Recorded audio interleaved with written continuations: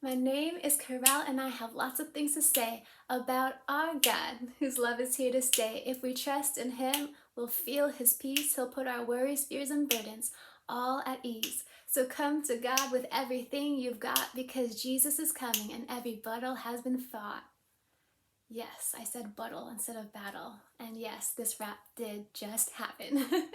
My name is Carrell, and I'm so excited to be here to take over SB Young Catholic's Instagram page. And I will be talking about the fourth week of Advent, of peace, and preparing for the coming of Christ this Christmas. The question that I often am asked about peace in spiritual direction is, how do I find peace? How do I rest in God's peace? I went to a funeral once, and I remembered a eulogist talking about the person who just passed away, saying that she left this world better than how she found it. And when I heard those words, I was in awe by them. I thought to myself, if I were to die today, right now, did I leave this world a better place?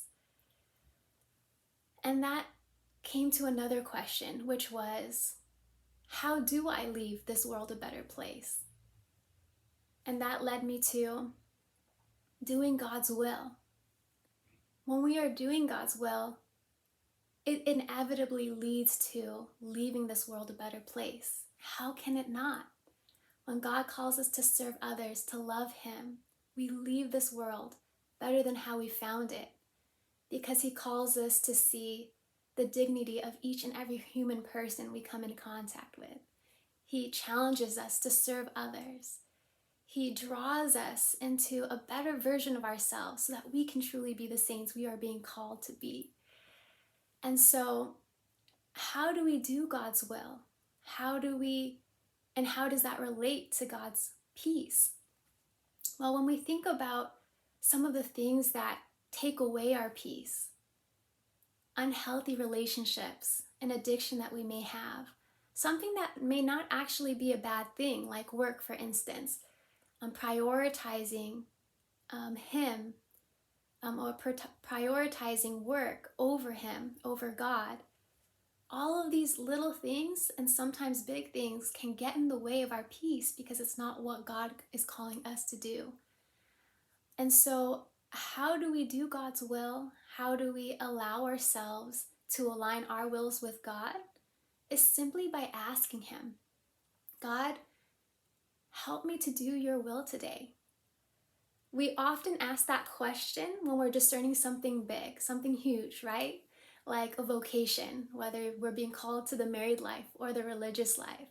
Sometimes we ask that question when we're discerning what our career may be, or how many children we may have, for young adults who are married out there. But each day, every day, is an opportunity to ask that question. God, what are you calling me to do today, right now?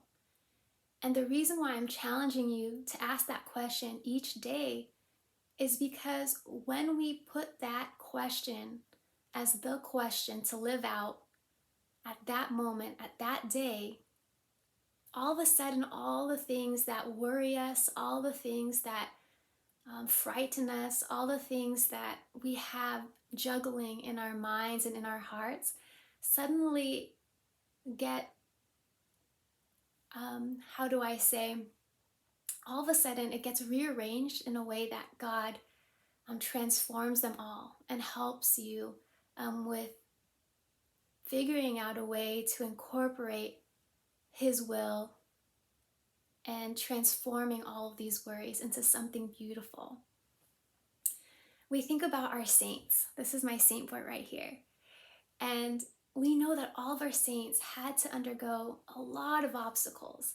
St. Francis of Assisi, for instance, his dad actually put him in and locked him into his room because he did not want him, St. Francis, to give up all the riches and all of his wealth. But even with all of the things that he was going through, St. Francis was able to find peace because he knew that he was doing God's will and that everything would be okay. And so, number one, or guidance number one, is to ask God each day, God, what are you calling me to do in this conflict that I'm having with my coworker, or this assignment that I'm so worried about, or how do I approach this person that I really, really like? Give me the courage. Is this your will for me, to pursue this relationship? When we're asking God that question every day, we draw closer to Him, and we also invite Him into our lives. And isn't that what Advent is all about? Guidance number two for finding peace is the rosary. And so some of you may think, well, we talk about the rosary all the time as Catholics. Like, what is there that is new to tell?